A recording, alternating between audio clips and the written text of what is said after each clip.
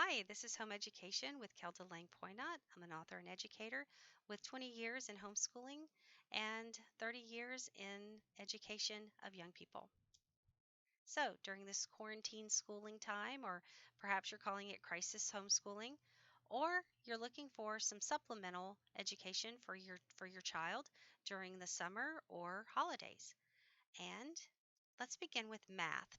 We are going to incorporate math and money in this segment. So for drills, I would like for you to be thinking facts mastery, addition, subtraction, multiplication, and division, fractions and decimal.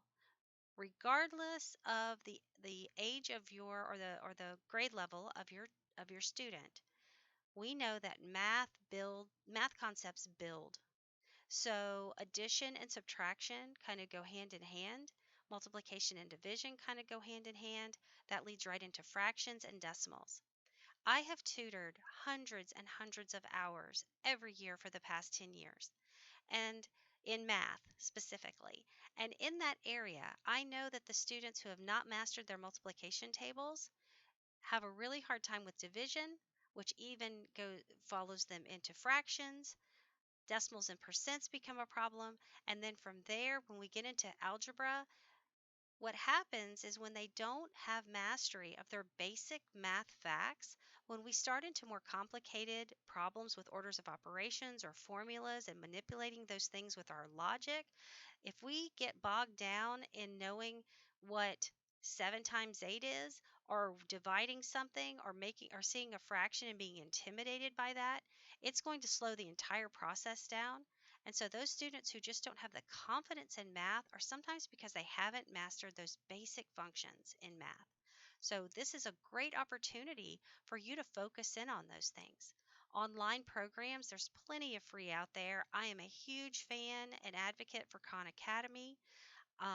It follows grade levels. It also follows concepts. You can look up anything and just do a specific exercise, or you could follow their plan, which follows all of the academic standards of traditional school.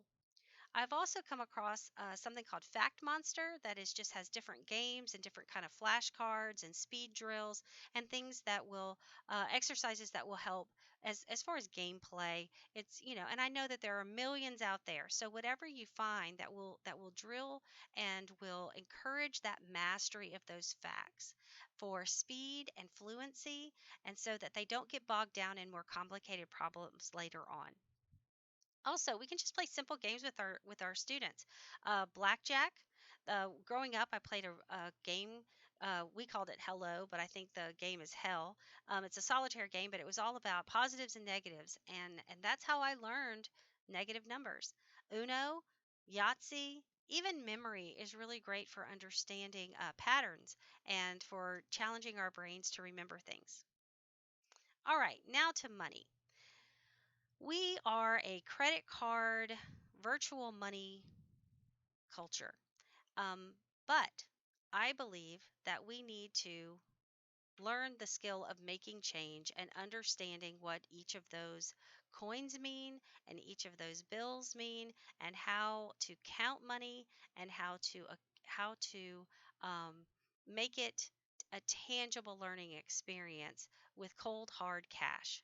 And so this is a great time at home to really practice making change, for them to have a better understanding of the concept of money. Now, I used to play a game called What Does This Cost with my kids? And so we would say, What does this cost? And then we would have to, and the prices of most of the things that you buy. And so we would talk about those things and really what it takes to earn the money necessarily to get that. So, do you have enough money? So, at the beginning of the day, if they all had $500, how might they have spent that in the household? Also, games like Operation and Monopoly. There's also a cash flow app from the Rich Dad Poor Dad author, and he has this game called Cash Flow, and he has a version for younger kids and then a version for older people and adults, and it's been a lot of fun for our family. But it all deals with real dollars and how they accumulate. Even the game of life has money built in as a component to that. Um, to that game, of life. And so it's kind of neat for them to have an idea of how their money accumulates and how they lose money during the game. All right.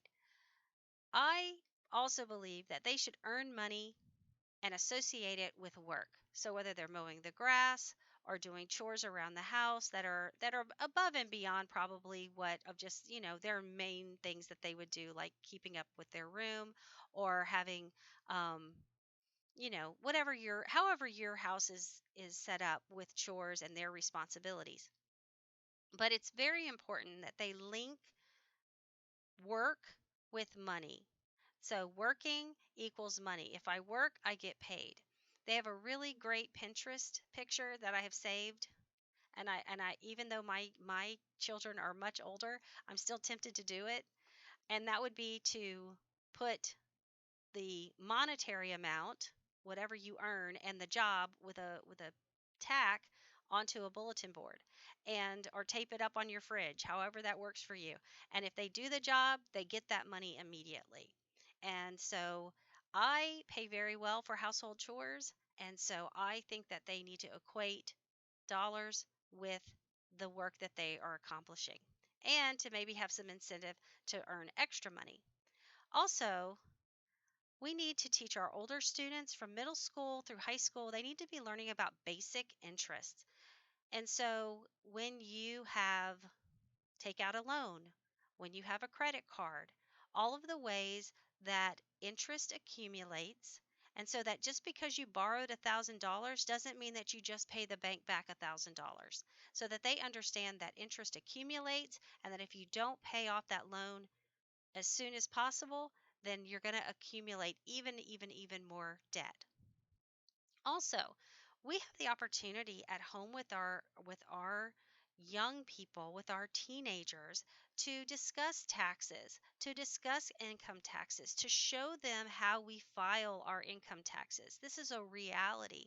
And they get out of high school and they have no life skills when it comes to paying taxes. So, if you're doing your taxes online, during this time, we have an extension, but if you're doing your taxes online, then I would encourage you to sit down with those teenagers and show them the process and show them what's expected of them as a citizen in order to pay their taxes. And you can just start with a simple form, or you can go more complex, whatever it is that you are comfortable with sharing or understanding, and let them get a feel for how money works and understand our responsibility with that money.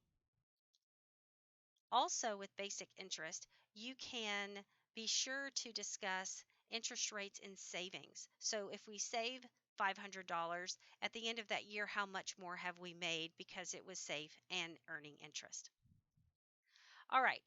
When it comes to math and money, I believe that, or any kind of academic subject, I really believe that it's important to limit their time so that it doesn't feel like punishment and that they're feeling like they are accomplishing something, especially if they're online for for especially for math, 15 minutes at the most of those drills, just in those primary grades.